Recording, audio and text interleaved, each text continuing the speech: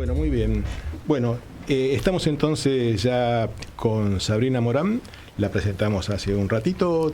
Te agradecemos nuevamente, digamos, Sabrina, el tiempo que nos dedicas.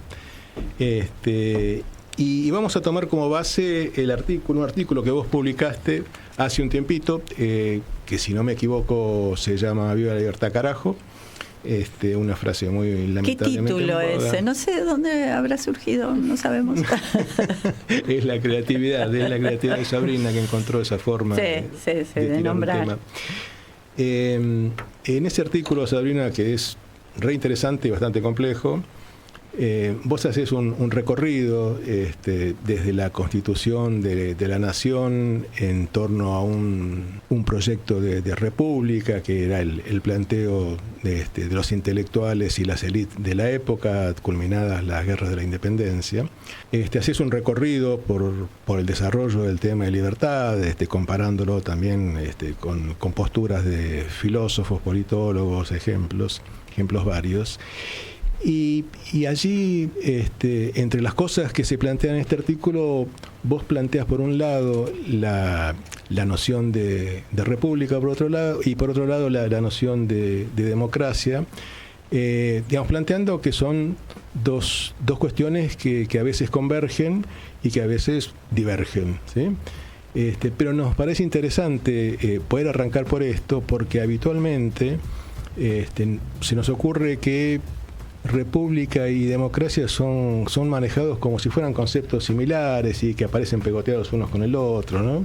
Así que si te parece, te pedimos que nos aclares un poquito sobre estos temas, sobre estos dos conceptos, y seguimos después dialogando. Bueno, muchas gracias por la invitación, por la introducción. Estoy muy contenta de estar acá y entusiasmada de poder conversar con ustedes de algo que me obsesiona un poco y que traté de poner en palabras en ese artículo un poco densamente, creo, ¿no? Como sí, que hay mucha cosa apretada y por lo tanto, como este programa nombra, quizás acá podemos desmalezarlo un poco y darle un poco más de profundidad.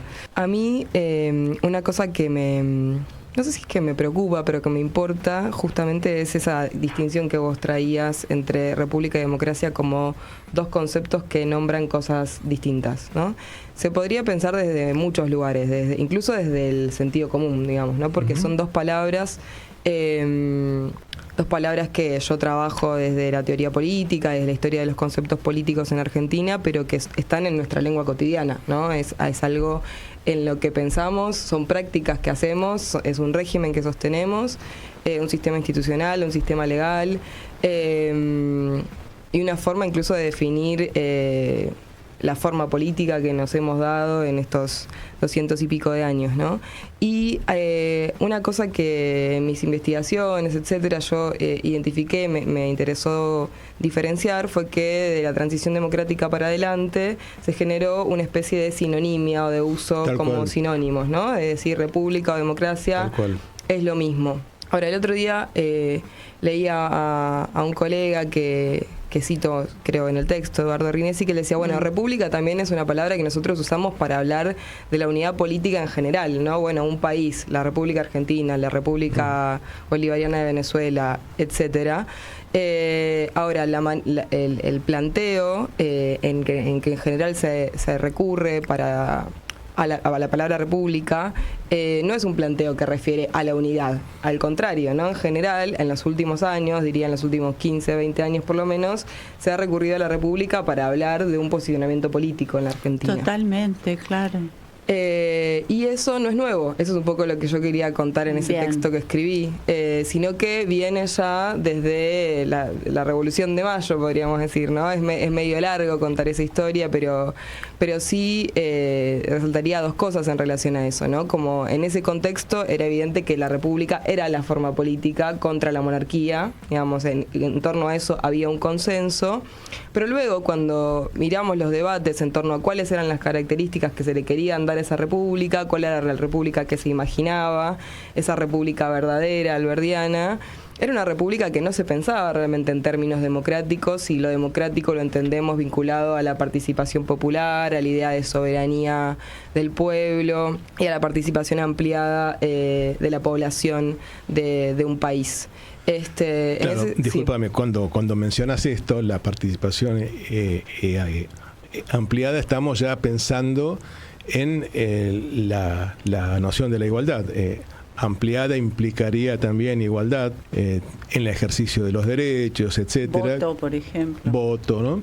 Que no sé si esto estaba incorporado en el formato inicial de la concepción de república, ¿no? No, de hecho es muy interesante porque el gobierno representativo, incluso para traer otra idea, otro concepto fuerte muy vinculado al de república, tampoco originalmente fue pensado en términos democráticos como nosotros lo pensamos ahora, que pensamos que un gobierno representativo es un gobierno electo mediante elecciones, claro, con sufragio universal. Eso no tenía nada que ver, eran dos ideas y dos conjuntos de instituciones que iban por carriles separados en el siglo XVIII y en el siglo XIX. Y después se fueron juntando, un poco la historia lo fue juntando, ¿no? Que es lo que yo sugiero ahí en el texto.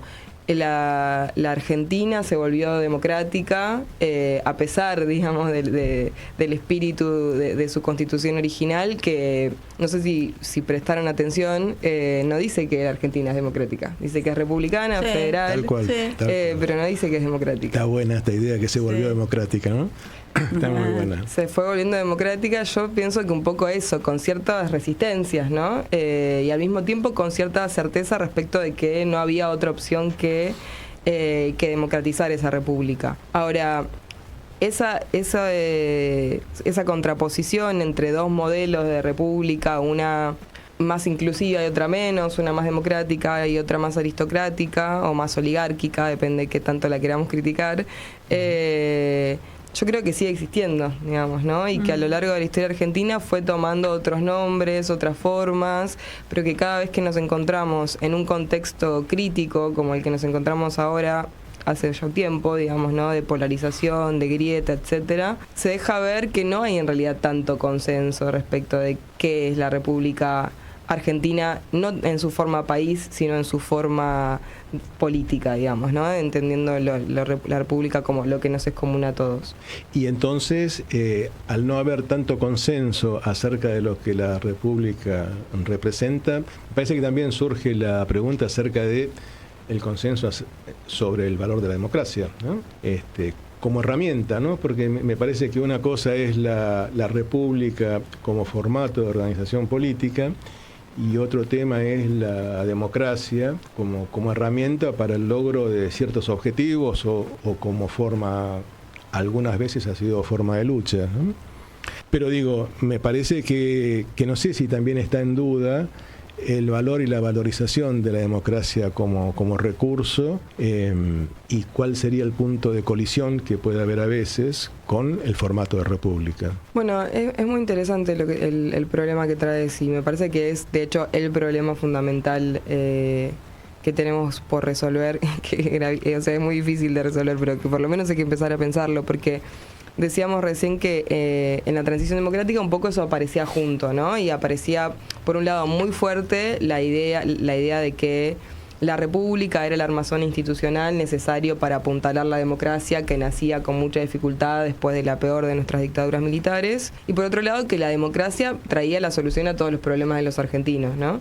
Que decía el presidente Alfonsín, ¿no? Con la democracia se cura, sí, se come, se educa. Y eso quería decir que había mucha expectativa, quería decir también probablemente que había un programa de gobierno que después no se llevó a término, y no lo podemos saber del todo a pero eso. Había una intención de darle como un contenido a la democracia en ese punto, ¿no? Me parece interesante. Exactamente, y yo creo que en ese momento, yo creo, no sé, dice la historia, que en ese momento era mucho más complicado todo de lo que parecía, ¿no? Y que hubo que dar prioridad a algunos asuntos, y la discusión acerca de ese contenido de la democracia, de ese horizonte de expectativas, de esa sustancia democrática que tiene que ver con lo que decías vos, ¿no? De los objetivos, a dónde nos lleva, ¿no? El año pasado se festejaron en Argentina en un contexto muy extraño, 40 años de democracia. Sí. Y dimos muchas charlas con colegas, ¿no? Porque bueno, uno es politólogo y anda ahí por ahí hablando de democracia. ¿Y de qué hablaron? Y hablábamos un poco, yo decía, bueno, claro, la gente ya no cree tanto en la democracia o no espera, porque no sabemos explicarle a las personas, o quizás tampoco lo sabemos nosotros, para qué la democracia, ¿no? O sea, bueno, la democracia es una forma de ordenar nuestra vida en común, ok. La democracia es una forma, es un régimen político que nos permite elegir un gobierno y que ese gobierno tenga la legitimidad de apoyarse en la soberanía del pueblo en su conjunto, está bien. Pero parece que no es suficiente, digamos, ¿no? O sea, en ese momento, cuando la democracia nacía en Argentina en el 83, había un montón de expectativas, había un montón de promesas que después no se fueron cumpliendo, ¿no? Y me da la sensación de que la ciudadanía se fue cansando de esperar que la democracia le solucionara cosas que aparentemente no puede solucionar, ¿no? Y ahí sí me parece interesante pensar a la democracia no solo como un régimen político, que es como se terminó pensando, ¿no? Como eso, bueno, las elecciones, uno piensa en la democracia y piensa que va a votar y listo. Pero la democracia, dice un politólogo que me gusta mucho, que se llama Guillermo O'Donnell, es en realidad el resultado de la convergencia de tres tradiciones políticas. Una es el republicanismo, otra es el liberalismo también, y otra es la tradición democrática misma, ¿no? Una más vinculada a la democrática, a la participación popular más directa, la republicana al compromiso con lo público, y la liberal a cierta idea de protección de los derechos individuales, que yo creo que tampoco tenemos que relegar, ¿no? En un escenario donde parece que la libertad quedó al lado de los otros, nos toca también ver en qué medida eso es parte también del acervo democrático que se ha dado a la Argentina en estos 40 años. Un poco... Sí, dale, perdón. No, está bien. No. Si querés redondearlo, yo después... No, porque pensaba que también fue un reclamo muy muy fuerte de la transición, el de la libertad y de la protección frente al Estado. Claro. Ahora, introducido esta idea de la libertad y el concepto de libertad, empezamos a encontrarnos con los diferentes sentidos. Creo que como novedad se empiezan a jugar ahora acerca de la idea de libertad, porque históricamente la libertad se constituyó casi en un objetivo del funcionamiento político. El logro de la libertad, la consolidación de la libertad, así como concepto amplio.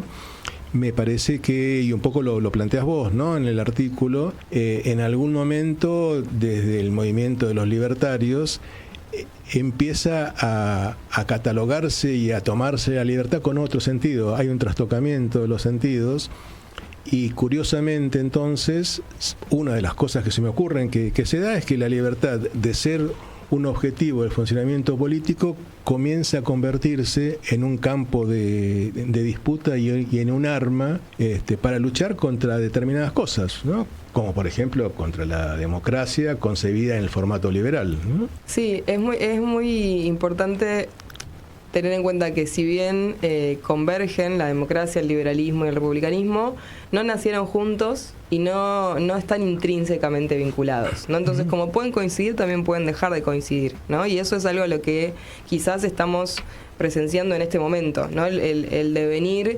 autoritario de nuestra democracia. Tal cual. En nombre de la libertad, ¿no? Esa es la paradoja. Claro, esta es la paradoja. Sí. No, iba a decir una cuestión en relación a esto de la libertad. La libertad pensada como algo que no tiene que ver con el lazo social, con lo social. La libertad en términos de eso individual, ¿no? De eso de cada uno como por fuera de algo situado en términos de lo colectivo. Me parece que fuertemente está como algo de eso inscribiéndose. Vos haces una mención que a mí me pareció interesantísima, que es de qué manera situás la consecuencia o la afectación o el efecto de la pandemia en este sentido, que por ahí, si querés tomarlo, porque digo, seguimos con efectos de eso, bueno, obviamente. Totalmente. Y qué difícil que nos es hablar de eso, ¿no? Tremendo, tremendo, pero digo, me parece que hay como que, ¿no? Darle como vueltas y ponerle palabras. Tiene la dificultad que tiene todo lo traumático para es lo traumático, hablado, ¿no? Sí, ponerle palabras porque ponerle eso no tiene palabras. Sí, pero bueno, tratemos de ponerle. Invitamos a ponerle palabras. Lo voy a intentar. Es un trauma colectivo muy grande, ¿no? Como que fingimos que pasó hace muchísimo tiempo y fue hace muy poco. Y fue mucho tiempo también, ¿no? Y yo me acuerdo en ese momento, cuando apenas había empezado la pandemia, el confinamiento acá en Argentina, que ya en marzo hubo una primera movilización en nombre de la libertad y contra el comunismo. Y yo me acuerdo que me reí. Y dije, qué ridículo esto. Esto no es una consigna de la Argentina. Claro. Esto es la importación de un problema político de otra latitud, qué sé yo, europeo. En Argentina nunca se habló demasiado de comunismo, obviamente, hay Partido Comunista, tradiciones de izquierda, etcétera, pero quiero decir, nunca se constituyó como un enemigo del comunismo, ni mucho menos. No participamos en la Guerra Fría de esa manera, tenemos el peronismo, es otra historia. Entonces pensaba, qué raro esto, y al mismo tiempo no se detuvo, o sea, empezó con esas movilizaciones y fue algo que fue calando muy hondo y instalando esta bandera que tiene para mí la fortaleza y la debilidad de la abstracción, que vos decís, ¿no? Como no se inscribe en ningún lado, es una libertad que está en el éter, en las redes sociales, en la mente de cada uno, no se sabe bien en qué.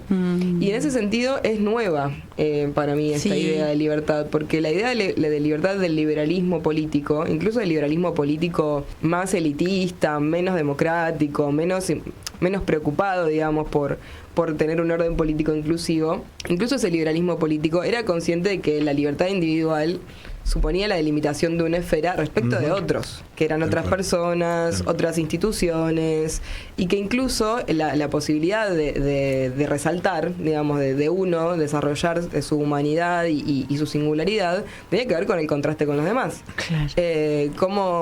¿Cómo se constituye una identidad si no es en relación a otros? Entonces es muy raro lo que plantea... diría que no es exactamente el liberalismo o no como lo conocemos, ¿no? Por eso ellos se llaman, libertarios. Sí, o esto anarco, ¿no? Sí, es una cosa muy anarquista y de un individualismo radical que creo que en la Argentina es novedoso. Quizás en otros lugares del mundo ya tuvieron anticipos, ¿no? Yo lo pienso mucho con el caso de Brasil, ¿no? Y el bolsonarismo. Hay un documental que se llama Al filo de la democracia, ya tiene unos cuantos años, pero me impactó mucho cuando lo vi, que que es un poco sobre el golpe a Dilma. Vamos a decir correctamente, el impeachment, pero cómo se gestó un poco ese movimiento político de hacer caer ese gobierno. Y muestra movilizaciones en las grandes ciudades brasileñas, donde ya hay una fuerte violencia social contra el comunismo, ¿no? Con la consigna contra el comunismo. Allá podemos decir que el PT se inscribe un poco más, ¿no? En la izquierda, comunismo. Claro. No, pero yo siento que hay algo de eso que se fue importando, ¿no? Y se fue armando un discurso en Argentina sobre algo que no es exactamente argentino.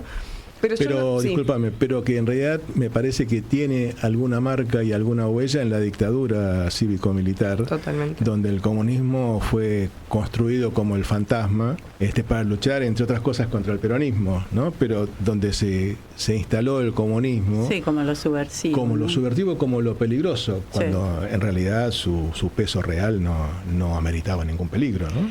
Bueno, yo estaba por decir que para mí es otra forma de tratar de acabar con el peronismo, en realidad. Totalmente, creo que ahí está.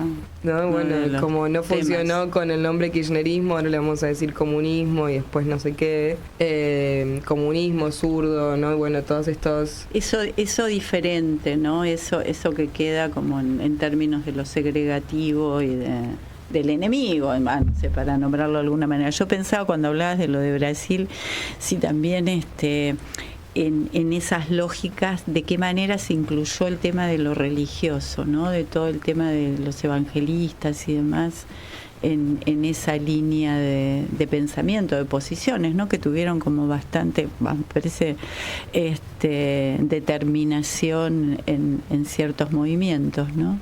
Sí, eso es muy importante y creo que tiene bastante que ver con el problema del descreimiento democrático, ¿no? De la desafección democrática, de lo que hace hace como 20 años por lo menos que se habla de crisis de representación política, ¿no?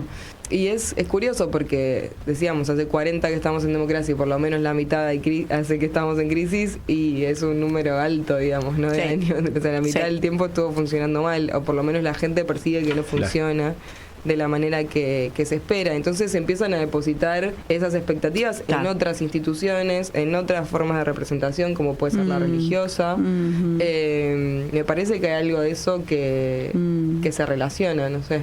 Sí. Y ahí queda capturado me parece toda esta cuestión acerca de la libertad, ¿no? Y las disquisiciones que se arman en términos, en relación a la idea de libertad, un poco Liliana planteaba algo de esto y vos lo tomabas también, cuando la libertad empieza a ser diferenciada en acepciones varias y en concepciones varias, en términos de libertad individual o libertad en relación con un contexto y con un compromiso social, y en estas disquisiciones y en esta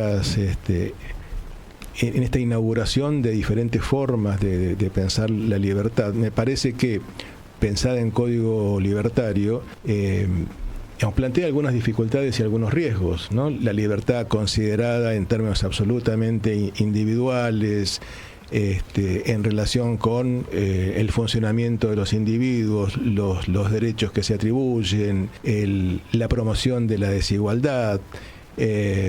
¿Cuál sería el riesgo de una libertad concebida en esos términos absolutamente individuales, donde pareciera que la desigualdad fuera un mérito y no algo a ser defendido y valorado, ¿no? Yo creo que ahí está la trampa, ¿no? de la propuesta de este gobierno, porque la retórica, su discurso, busca hacerle creer a las personas que si se esfuerzan muchísimo pueden ejercer esa libertad que se les propone y que se vitorea, ¿no? Esto de viva la libertad carajo y tal, no es como si pudiera uno voluntariamente decir, ¿no? También tiene mucho que ver con el discurso de la meritocracia que viene de antes, ¿no? Que ya se instaló durante el gobierno de Macri muy fuertemente y nunca se fue, ¿no? Esta idea de que si uno se esfuerza puede llegar a alcanzar sus objetivos sin importar cuáles sean las condiciones materiales en las que se encuentre, el nivel de desigualdad estructural, etcétera. Eso ya venía y ahora creo que se profundizó muchísimo. Y digo que es una trampa, y que es la trampa del discurso de este gobierno, porque todos los liberales, desde el siglo XVIII, XIX, XX, todos son conscientes de que un nivel muy alto de desigualdad social interfiere con la libertad política y civil.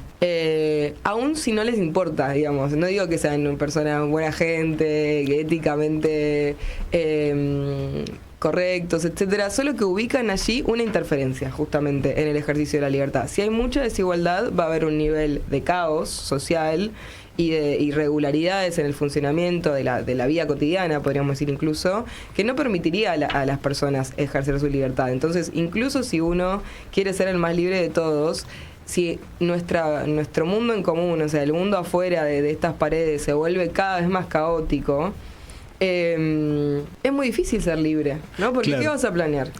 Sí. Pero en el artículo, justamente vos develás, para usar un calificativo, la trampa, porque vos planteás que en realidad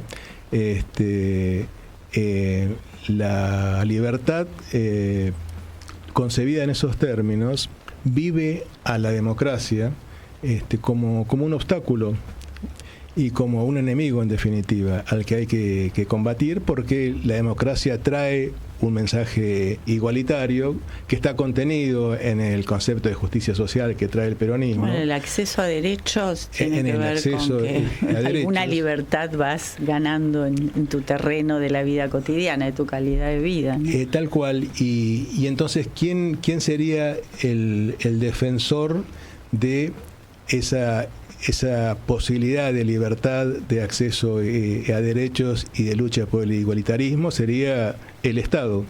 Y ahí tenemos los grandes enemigos que combate el libertarismo, ahí, ¿no? Hay los topos, libertarios. Ahí hay topos. Ahí están los topos, ¿no? Los que luchan contra el Estado, contra las nociones de igualdad, contra la justicia social, en aras de lograr o conseguir una libertad abstracta, como planteabas vos, que solo favorece la preeminencia de los poderosos, de los que tienen poder acumulado sobre el resto de la población, que solamente tendría a su disposición una libertad abstracta, ¿no? Exacto. ¿Puedo decir una cosita en relación a esto? Lo que quiera. A mí me parece muy impresionante que la historia, digamos, justamente de la ciudadanía, el desarrollo de los derechos, tiene un poco que ver justamente con que cuando se dieron los derechos políticos a las mayorías y los derechos civiles, hubo en la práctica la constatación de que sin un poco de igualdad no se podían ejercer esos derechos. Exacto. Que entonces el estado de bienestar aparece justamente para responder a ese problema, que es un problema práctico. ¿Cómo voy a ejercer mis derechos formales? O sea, tengo este abanico de derechos formales, pero después vivo en la pobreza extrema, trabajo 1000 horas, tengo 200 hijos, no puedo ponerme a pensar en la política municipal. Entonces, el Estado se convierte en un actor que tiene la función social de garantizar, como decía, justicia social. Y es interesante porque además el concepto de justicia social en la Argentina está muy vinculado a la tradición justicialista, pero es un concepto de Occidente, claro, vinculado a la forma de bienestar del Estado. En ese sentido, me parece muy impresionante cómo este gobierno, y voy a usar una expresión muy contemporánea, finge demencia respecto a ese proceso, digamos, ¿no? de conciencia histórica. Dice, bueno, ya no necesitas los derechos sociales, podés trabajar y podés contratar libremente con el otro tu alquiler, tus horas de trabajo, etcétera, como si fuéramos iguales. Ya se demostró a lo largo de siglos que esa igualdad formal no es suficiente y que por eso el Estado existe para garantizar, entre otras muchas cosas, una igualdad que sea un poquito más sustantiva. Y una igualdad que es condición de posibilidad de todos esos contratos, ¿no? Puede durar muy poco la ficción de establecer de vuelta que los acuerdos entre partes van a ser la manera en que se va a organizar el mundo. No es sostenible en términos prácticos, ¿no? Discursivamente puede ser incluso simpático, pero después, a la hora de hacerlo, se pone sobre la mesa, sobre todo en un país con 53% de pobres, que evidentemente no es posible, porque la desigualdad es demasiado grande para establecer una negociación entre partes que puedan ser consideradas iguales. Sí. Y esto, no pensaba en esto que decías de fingir demencia por parte del discurso del gobierno, ¿no? Y socialmente esto cómo se está inscribiendo. Digo, hay como en este sentido como acuse de recibo de esto, ¿no? Hay como una indiferencia, una tolerancia, no quiero saber, o sé más o menos, pero no sé. Porque, digamos, este punto que traes es como de una obviedad, pero... A mí me resulta obvio, al mismo tiempo escucho la radio todas las mañanas y me gusta escuchar esos móviles que hacen las radios en las estaciones de trenes y esas cosas, y la gente pareciera seguir preocupada por dos cosas que es la agenda un poco que logró instalar este gobierno, que es la inflación y la corrupción. Como bueno, hay menos corrupción y hay menos inflación, entonces bien. Pero al mismo tiempo está todo el mundo mucho más ajustado, teniendo que trabajar muchas más horas, usando ahorros, etcétera, ¿no? Como el lado de la materialidad pasa un poco eso. Ahora, yo tengo alguna expectativa respecto de qué va a pasar ahora con el conflicto vinculado a la salud y a la educación. Sí, claro. Porque ahí se está tocando algo que también es parte del fundamento de la identidad de la Argentina. Tal cual. En su carácter plebeyo, ¿no? Yo decía algo de eso en el texto. Sí. Esta es una república que nace plebeya porque los argentinos somos muy igualitaristas en algún sentido, ¿no? Muy orgullosos de ser argentinos, ¿no? Tenemos esta cosa muy reconocida en el mundo y al mismo tiempo no importa, digamos, ¿no? En la vida cotidiana no es una sociedad jerarquizada como otras sociedades de América Latina. Y si estas reformas avanzan, quizás nos volvamos a algo de eso, ¿no? Sí. Y yo creo que hay alguna conciencia de que esas reformas son un quiebre, ¿no? Y sobre todo en la retórica, ¿no? Del presidente cuando dice, bueno, las universidades son para los millonarios. Sí, ¿no? Yo creo que ahí se equivoca. Sí, por suerte se equivoca, ¿no? Sí, por suerte se equivoca. Yo pensaba la respuesta que hubo en relación a lo de Laura Bonaparte, que no tuvo que ver necesariamente con gente del campo de la salud ni de la salud mental, sino que convocó a... Más allá de eso, digo, tocó ahí una cuerda, y esto que hablábamos antes de empezar a conversar con vos, de si los estudiantes empiezan a constituirse como adversarios o enemigos son los, ¿no? de Milei en este punto de la resistencia a algo de lo que él propone. Sí, evidentemente son como dos vías esas que esperemos que traigan algo diferente. Esto tiene que ver también, reintroduce en esto que estamos hablando la lucha por estos derechos, la defensa de los derechos, en este caso que están ejerciendo los estudiantes, lo que pasó con el Bonaparte, diferentes luchas en defensa de derechos y libertades en el sentido histórico y no en la retraducción libertaria, y que tal vez se van anclando un poco con el funcionamiento de la democracia en términos del ejercicio del voto, ¿no?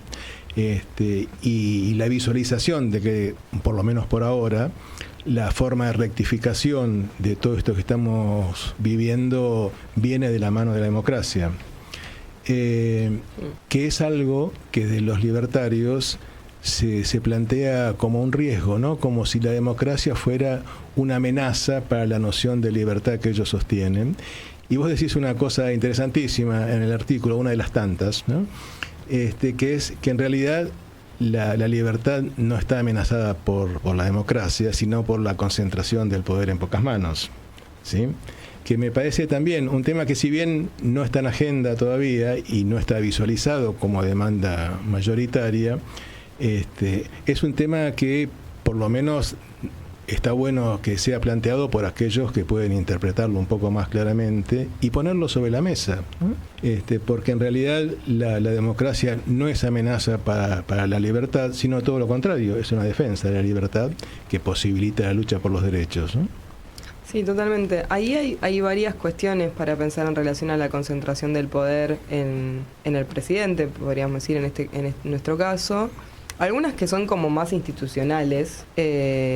Diría rápidamente, la democracia nos permite elegir, entendida como régimen político, al presidente, pero también al Congreso, dos cámaras enteras de representantes que están, de hecho, que han sido electos mediante un sistema de partidos bastante heterogéneo, digamos. No es que la Libertad Avanza tiene bancadas mayoritarias, bien por el contrario, tiene bancadas muy pequeñas y sin embargo está logrando gobernar con acuerdos políticos con partidos que fueron electos para representar una oposición a ese gobierno, ¿no? Ahí hay un problema efectivamente de representatividad y de hasta dónde funciona el lazo democrático que se establece entre representantes y representados, que me parece muy, muy problemático, me parece incluso sin precedentes. No sé si esto se había visto en algún otro momento de la Argentina así tan abiertamente. Sin ¿no? pudor. Sin pudor.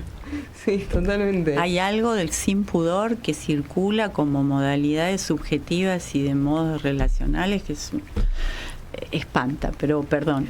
No, sí, eso, es muy a cielo abierto, ¿no? Como cosas que en otros momentos, que de hecho algunas son actos de corrupción, digamos, directamente, y están ahí ocurriendo en vivo, como todo el tiempo, y no pasa nada con eso. No, ahí bueno, hay que preguntarse también por el funcionamiento del tercer poder, que es el poder contramayoritario, que es el poder judicial, y que está bastante quieto últimamente, pero que tiene una función que es fundamental, que es justamente la de salvaguardar la República. Así claro. es. La de salvaguardar la República. Bueno, vamos a tener que ir cerrando esta entrevista. Yo una sola cosita por ahí sí, me claro, quedó. No, porque abordamos solamente una partecita de lo que queremos charlar con Sabrina. Es para abrir, bueno, y además es interesantísimo. No, cuando hablábamos de la libertad, ¿no? De qué manera queda esta palabra, este significado en este tiempo. Pensaba esta cuestión como retrógrada que aparece en relación a una moral como de otra época, ¿no? En esta libertad que se plantea, pero digo, aparecen valores y posiciones y prejuicios y estigmas que son como, ¿no? Eso como lo pensás, lo ves, ¿qué pensás de esto? Es un grito de libertad muy conservador en muchos sentidos, ¿no? Porque resitúa en el presente un montón de prejuicios y debates que considerábamos ya dados y que ahora hay que dar de nuevo. Sí. Y muestra que no es una libertad para todos, ¿no? Es una libertad para algunos, ¿no? Diría rápidamente para hombres, blancos, de cierta clase social, con cierto poder adquisitivo, ¿no? Hay un montón de actores que quedan por fuera de eso. Interesante como para situar Argentina eso. De 1900, ¿no? Claro, bueno, él dice, ¿no? Siempre el 200. modelo Milei. Sí. Bueno. Antes del sufragio universal. Tal cual. Bueno, bárbaro. Habrá que seguirla en otro momento. Habrá que seguirla. Sabrina. Sí. Cuando quieran, encantada. Buenísimo. Muchísimas gracias. Bueno, Sabrina, te agradecemos muchísimo. Yo a ustedes. Un placer. Que estés muy bien, un abrazo. Bueno, estuvimos charlando entonces un rato largo sobre estas ideas y punteando algunas que quedan pendientes para otra charla con Sabrina Morán. Ella es licenciada en Ciencias Políticas, es doctora en Ciencias Sociales y magíster en Ciencias Políticas también. Sabrina, muchas gracias.